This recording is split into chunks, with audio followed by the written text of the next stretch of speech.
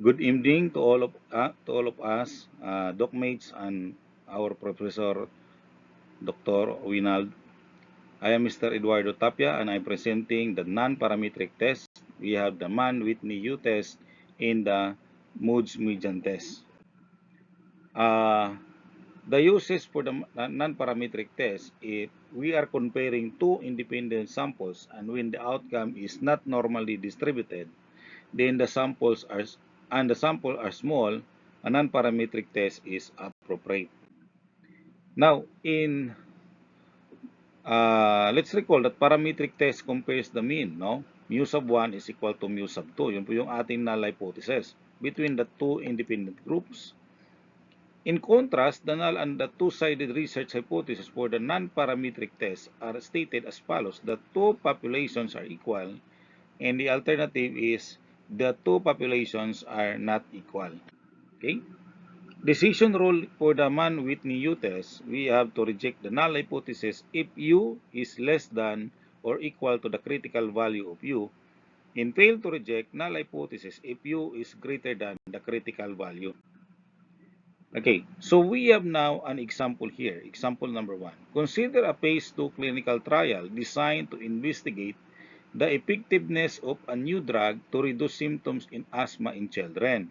A total of 10 participants are randomized to receive either the new drug or a placebo. Participants are asked to record the number of episodes of the shortness of breath over a 1 week period following receipt of the assigned treatment. The data are shown below. So mayroon tayong 10 participants here and then binigyan sila ng treatment, no, placebo and the new drug.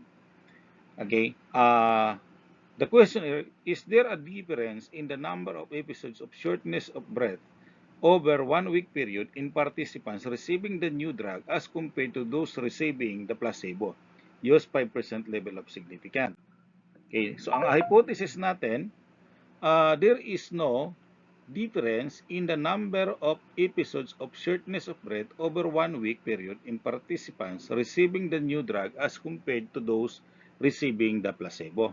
So, kumbaga parehas lang daw. Okay, and then opposite naman din ang ating alternative hypothesis. Okay, ang ginagawa po natin dito, this is our given here. So, ito po yung placebo. 5 po ang kanyang participants and ito po yung record natin.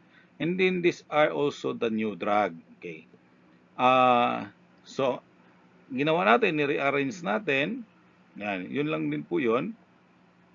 Tapos, nirarank po natin. Okay, ito pong kulay red, ito po yung ranking niya. So, pinakamaliit po from the smallest, yun po yung ating number 1. Rank number 1. Tapos 2, pangalawa, tatlo. Okay, so yun po yun. No? Ni-rearrange lang po natin from lowest to highest. Okay, tapos 4. Dalawa po yung 4 natin. So, 4, rank 4, rank 5. Okay, 6, 7, 8, 9, 10. Okay, so all in all, mayroon tayong 10 participants in the research. Now, dito, in-arrange po natin ng maayos yung rank natin. Now, kapag nagkaroon po tayo ng tie, ang gagawin po natin, we have to add the rank. So, 4 plus 5 is 4.5. 4 plus 5 is 9 and divided by 2, and that is why mayroon tayong 4.5, 4.5 here. Okay? Ganoon din dito sa 8 at saka sa rank 7. Okay? Pinag-add natin, 8 plus 7 is 15 divided by 2, 7.5. Okay? Tapos, ang ginagawin po natin is i-total po natin yung rank nila. Ang total rank po ng placebo, the total rank per sample group. Okay, sa placebo, 37 po yun, yung total natin yung rank. Sa new drug naman ay 18. Total po, lahat-lahat po yan ay 55. Okay?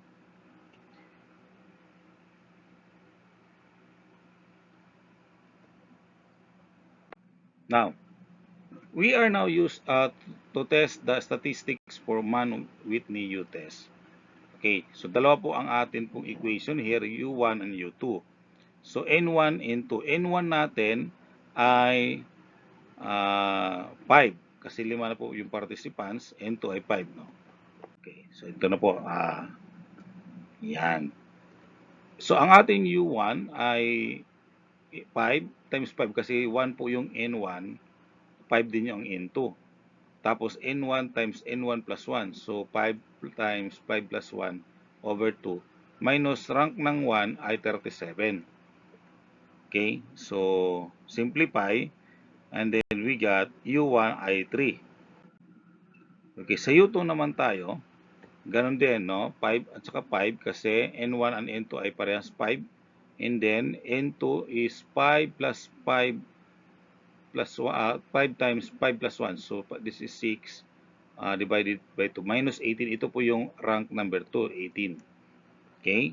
Tapos simplify po natin and then we get U2 equals 22. Okay? Pwede po tayong gagamit ng Excel. Yan. Sa Excel, mas madali lang po. Kailangan marunong po tayong gumamit din ng formula sa Excel. Mga simpleng plus, minus lang naman. Okay? So, again, this is the formula for U1 at saka ito po yung formula natin ng U2 natin. Yan. So,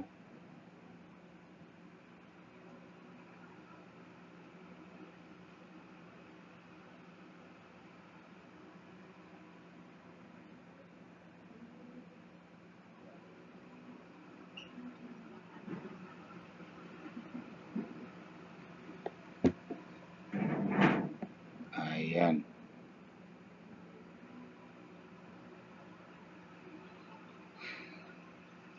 Yung total rank po natin is equivalent din yan kapag ganito po ang kukompute natin. N times N plus 1. Ang total N kasi natin ay 10. So, 10 plus 1, 11 times 10, 110 divided by 255. Okay? So, again, ganun lang din ang ginagawa natin dito. Nirarank din natin siya from the lowest value. Yun po yung ating rank 1. Ayan. So, ito po yung rank natin. And then, we come up also the same result. We should state that parehas po ang formulang gagamitin natin. No? So, U1 natin ay 3 and U2 natin ay 22. Now, the critical value of U is 2. No? So, dahil to at ang pinaka-lowest natin, U1 and U2, gagamitin natin ang lowest value here. Since lowest value is 3, so gagamitin natin si 3 compared to the critical value. And it so happen na ang 3 ay greater than 2. Okay? So dahil greater than 2, so ibig sabihin, we fail to reject the null hypothesis. Hindi po natin siya nare-reject. Therefore, there is no difference in the number of episodes of certain of breast in the participant receiving the new drug as compared to those receiving the placebo. Okay? So, ito po yung ating hypothesis kanina. No? Yan. So, paano po natin kinuha yung ating critical value? Ito po yung ating Mann-Whitney critical value. Okay? So, ang ano natin is 5% level of significance. So, saan po yon? Okay, makikita po natin na ang N1 and N2 natin is 5. Parehas po silang 5. Ayan, 5 po ang N2, 5 din po ang N1. So, ang intersection nila ay 2. Okay?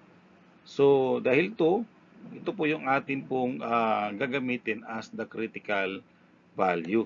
Okay? So, dahil ang 3 ang ating U, so therefore 3 ay greater than 2. So, fail to reject tayo. Hindi natin na-reject ang ating null hypothesis. Okay? Ayan. Kaya 2. Okay. Another example number 2, considered randomized, ayan, controlled,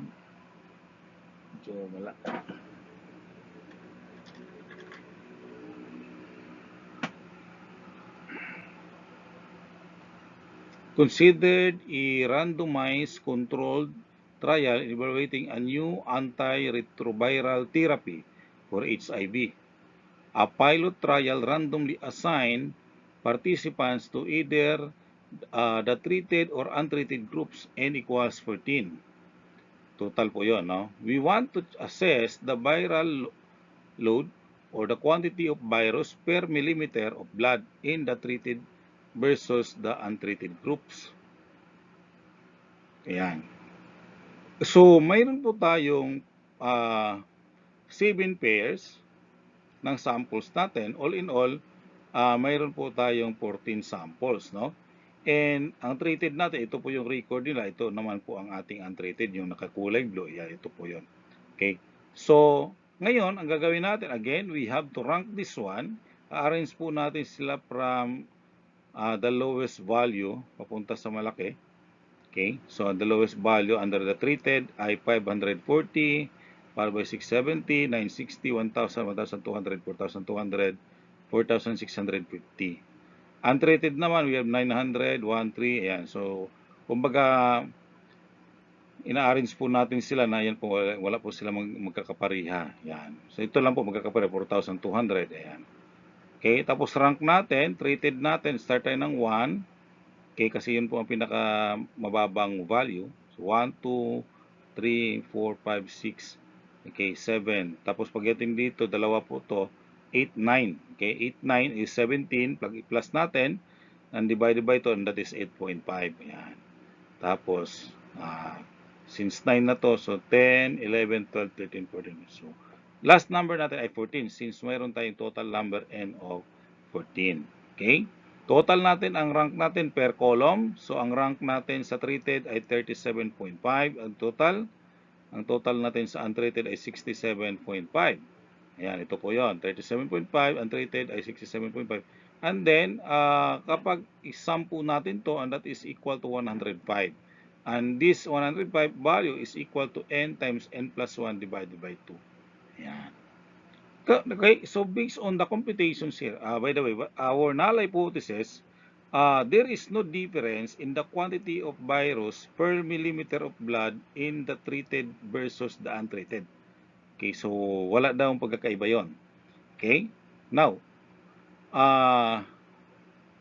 this is our formula for U1, and then U1 natin is 40, while U2 ay 10. So, gagamitin natin ang 10 as our test value. Okay, and based on the table na ginamit natin kanina, 7 and 7, okay, yung intersection po natin ay 8. And that is why, since 10 is greater than 8, then we are failed to reject, okay, the null hypothesis. So therefore, there is no difference in the quantity of virus per millimeter of blood in the treated versus the untreated. Okay? So yun po yung ating Mann-Whitney U-test, no? So medyo madali lang siya. Ang kailangan lang po natin is kailangan lang po nating maintindihan kung paano po natin siya gagamitin, no? Rank po 'yon, o ranking po ang atin pong Mann-Whitney U-test. Okay?